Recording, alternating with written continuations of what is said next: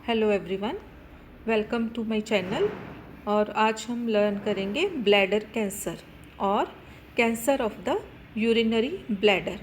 तो urinary bladder is a part of excretory system और urinary system. और bladder cancer is the cancer of the cells in the lining of the urinary bladder. जब urinary bladder की जो lining है उसके जो sales हैं उसकी कैंसरस ग्रोथ हो जाती है, जहाँ एबनॉर्मल ग्रोथ हो जाती है, तो उसको हम कहते हैं ब्लैडर कैंसर और cancer of the urinary bladder. इसकी इटियोलॉजी या कारण या रिस्क फैक्टर्स क्या रहते हैं?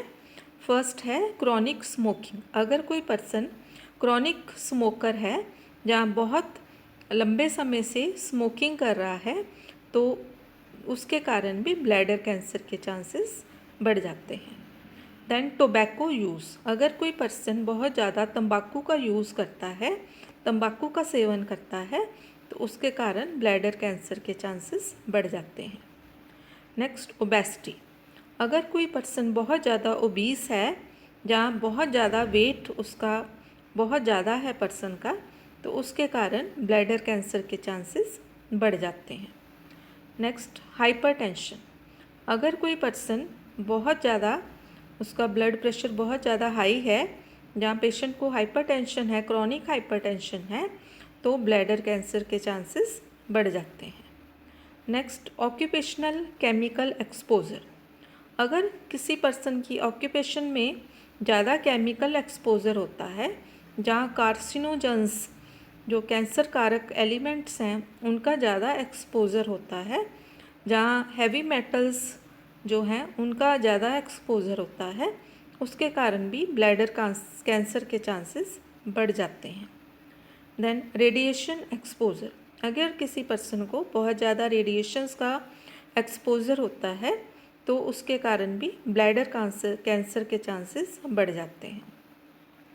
देन जेनेटिक फैक्टर्स के कारण भी ब्लैडर कैंसर के चांसेस बढ़ जाते हैं।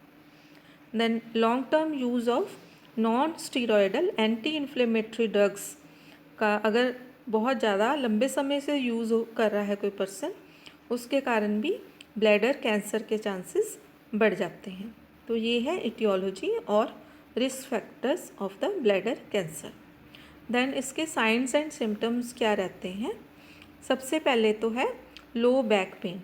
ब्लैडर कैंसर में पेशेंट को लो बैक पेन मतलब लोअर जो बैक है उसमें बहुत ज़्यादा पेन होती है। Then frequent urination. पेशेंट को बार बार यूरिन आता है और थोड़ी थोड़ी मात्रा में बार बार यूरिन आता है और यूरिन पास करने की अर्ज ज़्यादा होती है और नाइट टाइम ये अर्ज जो है बढ़ जाती है। Then pain when you urinate. जब पेशेंट यूरिनेट करता है, जहाँ यूरिन पास करता है, जहाँ मिक्चुरेशन के टाइम उसको बहुत ज़्यादा पेन होती है। Then weight loss. पेशेंट का वेट लॉस हो जाता है और ये वेट लॉस जो है डाइटिंग के कारण नहीं, ये कैंसर के कारण पेशेंट का वेट लॉस हो जाता है। Then blood in the urine. Patient का जब यूरिन पास करता है तो पेशेंट के यूरिन में ब्लड आता है और इस कंडीशन को हम कहते हैं haematuria. Next problem with passing urine. जब पेशेंट यूरिन पास करता है तो उसको काफ़ी ज़्यादा प्रॉब्लम आती है, काफ़ी ज़्यादा डिफ़िकल्टी होती है यूरिन पास करने में। तो ये हैं इसके साइंस एंड सिम्टम्स। उसके बाद डायग्नोसिस कैसे किया जाता है, या कैसे पता चलता है पेशेंट को ब्लैडर कैंसर है? तो सबसे पहले जो है पेशेंट की क्लिनिकल हिस्ट्री ली जाती है। पेशेंट की सारे साइंस एंड सिम्टम्स जो हैं वो चेक किए जाते हैं। देन फिज़िकल एग्ज़ामिनेशन किया जाता है। पेशेंट का पूरा फिज़िकल कंप्लीट फिज़िकल एग्ज़ामिनेशन किया जाता है। Then urine analysis, complete urine test किए जाते हैं, यूरिन एनालिसिस किया जाता है। देन ब्लड टेस्ट जो है वो किए जाते हैं, सीरम टेस्ट किए जाते हैं। Then cystoscopy means visualisation of the urinary bladder, cystoscopy की जाती है। देन एक्सक्रीटरी यूरोग्राफी की जाती है डायग्नोसिस के लिए। देन सीटी स्कैन किया जाता है, एमआरआई की जाती है, अल्ट्रासाउंड किया जाता है, तो जिससे कि डायग्नोसिस कंफर्म किया जाता है।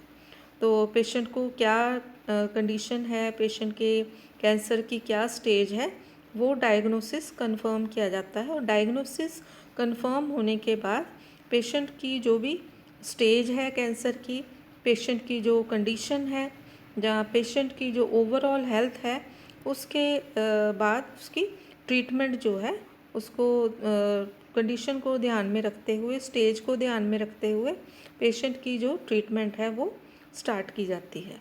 तो ट्रीटमेंट में अलग अलग थेरेपीज़ जो हैं वो यूज़ की जाती हैं। तो उसके लिए थेरेपीज़ जो यूज़ की जाती हैं वो है कीमोथेरेपी यूज़ की जाती है, radiation therapy, hormonal therapy, immunotherapy, targeted therapy and surgical therapy.